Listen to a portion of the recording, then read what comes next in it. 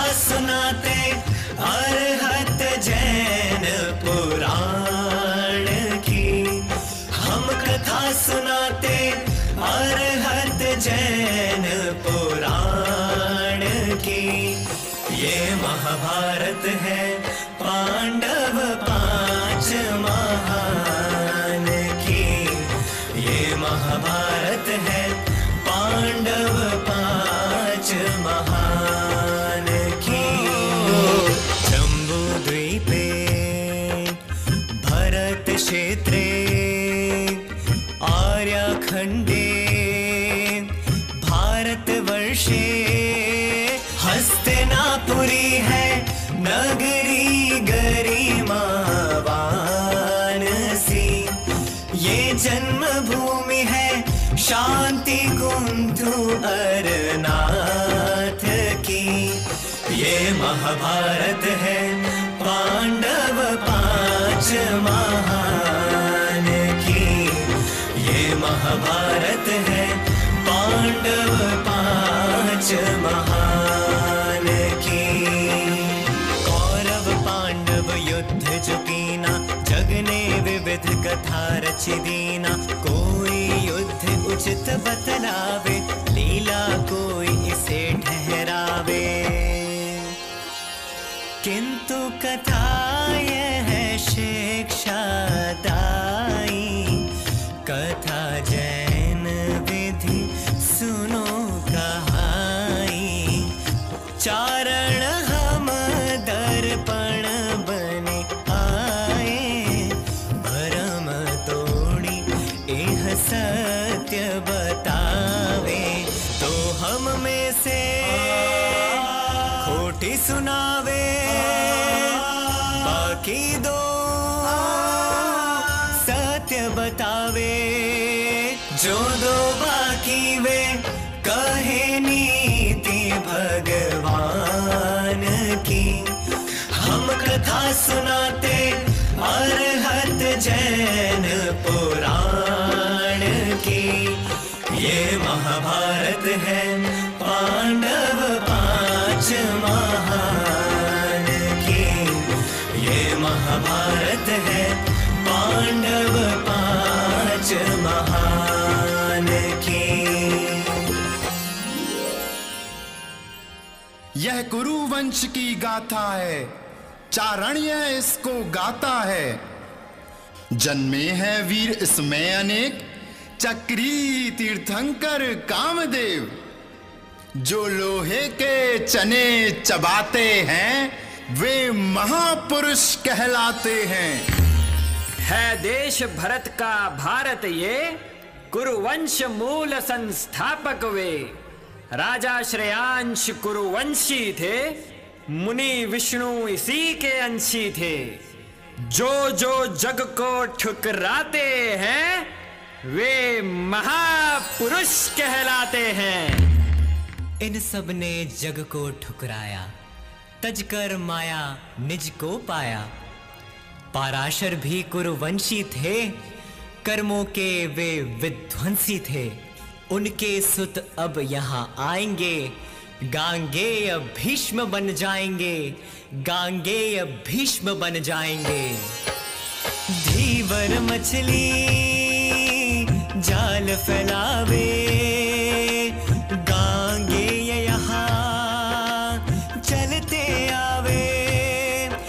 यही घटना है गांगे प्रतिज्ञावान की। हम कथा सुनाते अरहत जैन पुराण की। ये महाभारत है पांडव पांच महान की। ये महाभारत है पांडव पांच महान की।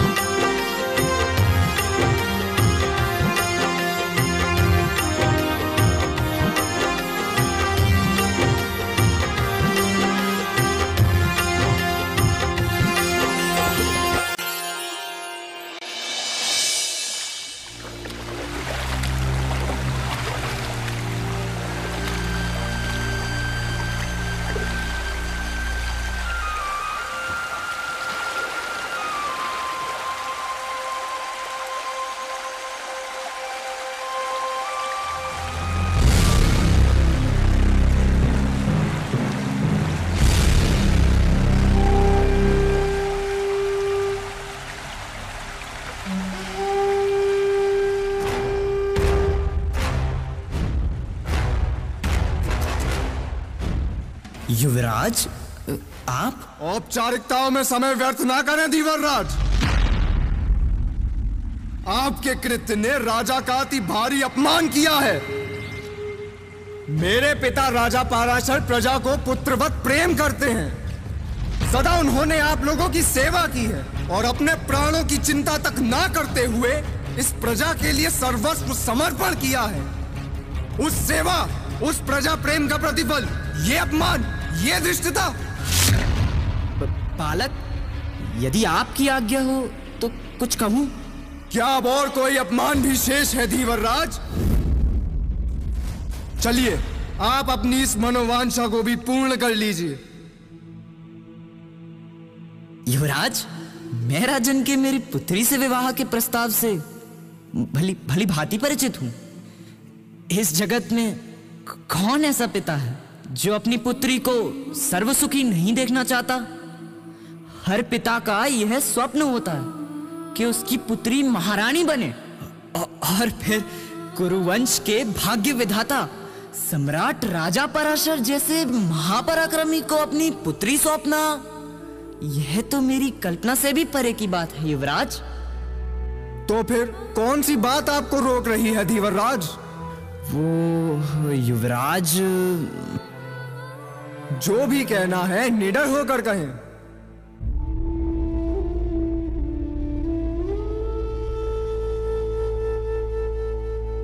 हे गंगा पुत्र, नीति कहती है कि विवाहित पुरुष को कन्या देना तो ऐसा है जैसे अपनी कन्या को अपने ही हाथों से अंधकूप में धकेल देना। और कुमार, ये समस्त राज्य तो पुण्यशालियों के चरणों की दास हुआ करती है। कालांतर में मेरी पुत्री को यदि कोई पुत्र हो भी गया तो आप जैसे पुण्यशाली और सर्वयोग्य क्षत्रिय के रहते क्या राज्य लक्ष्मी किसी और का वरण कर सकेगी? क्या नदी समुद्र को छोड़कर सरोवर के पास जाती है? हे नरोत्तम, उस स्थिति में मेरी सुकोमल गुणवती की क्या दुर्दशा होगी? उसका विचार कर करके मेरा हृदय शोकाकुल हुआ जाता है युवराज, शोकाकुल हुआ जाता है। अब आप यदि इसे मेरी धृष्टता समझते हैं तो वही सही, किंतु कुमार क्षमा करें, इस विवाह की अनुमति मैं नहीं दे सकता। नाना श्री, ये तो आपका बहुत बड़ा भ्रम है। क्या मात्र जन्म देने वाली स्त्री को ही माता कहा जाता है? अरे मातृत्व तो प्रेम, आशीष और निस्वार्थ वात्सल्य का नाम है। और मुझे पूर्ण विश्वास है कि माता गुणवती जिस प्रकार का स्नेह अपने पुत्र को करेंगी, उतना ही मुझे। आप किंचित भी व्याकुल ना हो नाना श्री। यदि मेरी माता गंगा है तो माता गुणवती को मैं महामाता मानूंगा। और नाना श्री, आपने यह उचित ही कहा कि राज्य वैभव पुण्यशालियों के चरणों की दास हुआ करती है, किंतु उस राज्य वैभव को ठुकराने वाले ही महापुरुषार्थी जीव ही हुआ करते हैं। इसलिए हे माता महा, अपनी बाहू उठाकर आज मैं ये वचन देता हूं, सुनिए, जो माता गुणवती का पुत्र होगा उसे ही ये राज्य प्राप्त होगा, अन्य किसी को नहीं।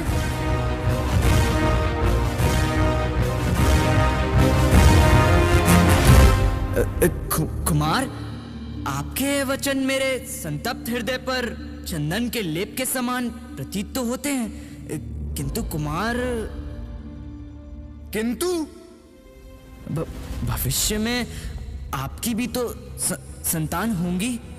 क्या आपकी योग्य संतानें किसी अन्य को राज सिंहासन पर देख विद्रोह का भावना रखेंगी?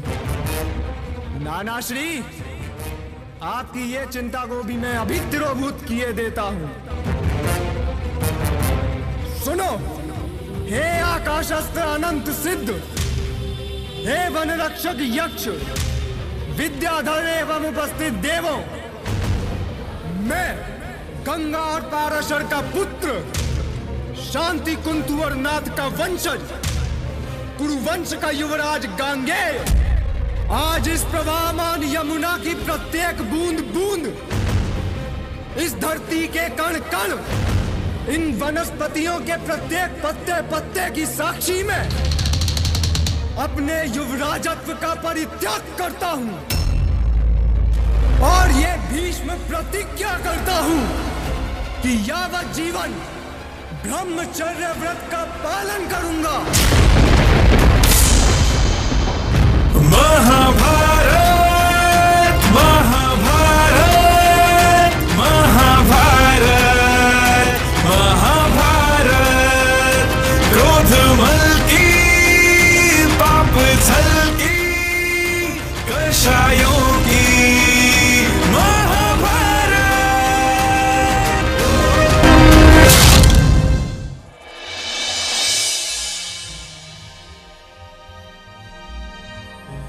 देखो बाह्य प्रतिज्ञा भी कुछ सरल नहीं होती है, घन जैसा मन अति आवश्यक कुछ तरल नहीं होती है। और प्रतिज्ञा ब्रह्मचर्य की सचमुच बहुत महान, महापुरुष करके दिखलाते जो लेते हैं ठान। किंतु प्रतिज्ञा मात्र बाह्य की मोक्ष दिला सकती है? क्या बहिरंग प्रतिज्ञा चारित मोह हिला सकती है? क्या जग में यश पा जाना ही लक्ष्य प्रतिज्ञा का है? अगर ऐसा तो कहो भला जिन मार्ग अवज्ञा क्या है? अंतरंग से रहित प्रतिज्ञा काम नहीं आती है, भावलिंगियों की ही जग में सबसे चौड़ी छाती है। सुनो, प्रतिज्ञा वही काम की जो मुक्ति कारक हो, यश ख्याति का लोभ मिटा भवसागर की तारक हो।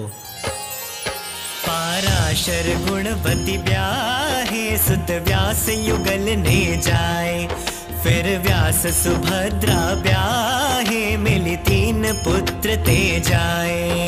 थे पांडु विदुर धृतराष्ट्र पिता थे व्यास, पराशर राज वैराग जुआया।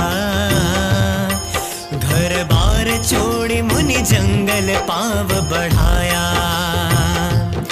संग भीष्म रखा प्रस्ताव त्याग का भाव। पराशर राव मना कर तीनों,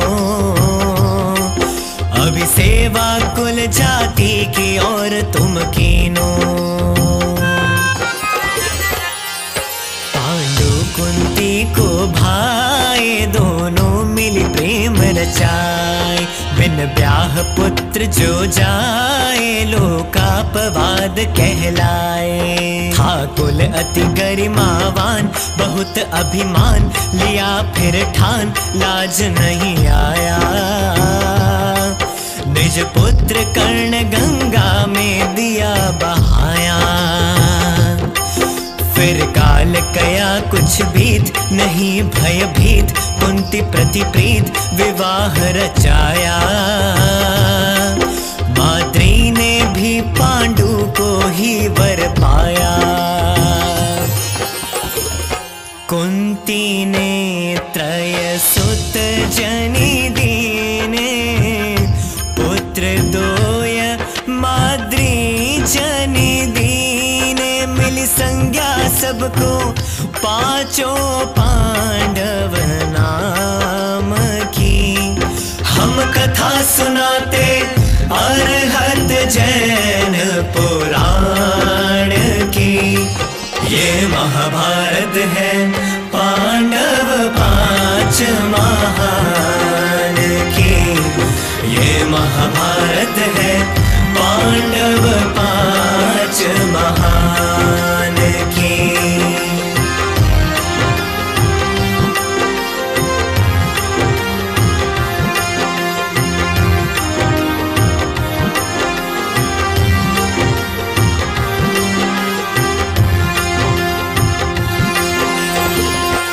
धृतराष्ट्र वे जन्मांध थे?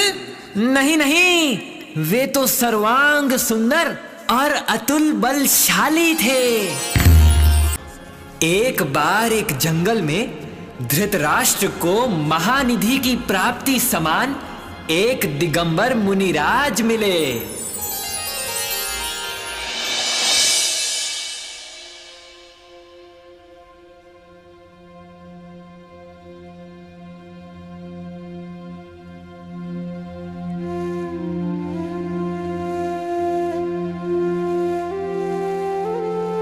हे परम शांति मुद्रा के धारक, नमोस्तु।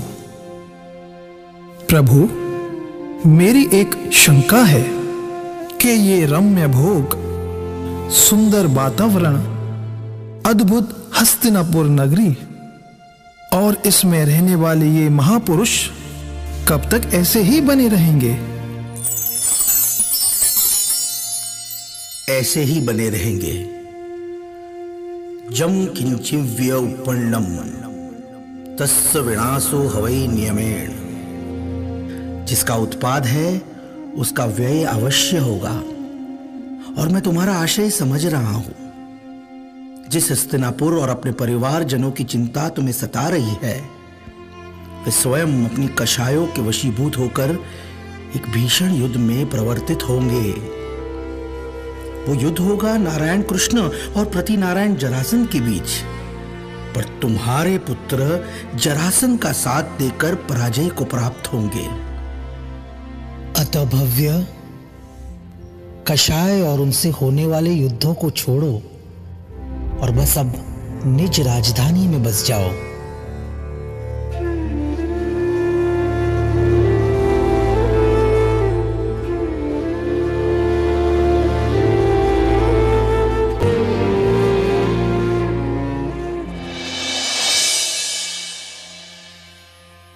और पितामह भीष्म? वो तो अभी भी राज्य की सेवा ही कर रहे हैं। अरे बस, अब आगे की कथा।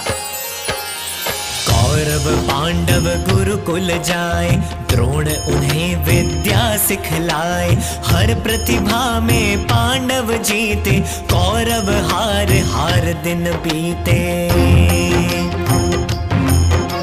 छलन जलन में समय बिताए, बैर चित्त में बढ़ते जाए। भीष्म राज बंटवारा कीनो, उचित विभाग तो को दीनो। कौरव मन में जलन समाई, युवा हुए षड्यंत्र रचाई। लाख महल उनने बनवाया, आमंत्रण पांडव भिजवाया। कुंती के संग पांडव आए, संकट को वे भाप न पाए। हुई लाक्षागृह में घटना अति अनजान थी। हम कथा सुनाते अरहत जैन पुराण की, ये महाभारत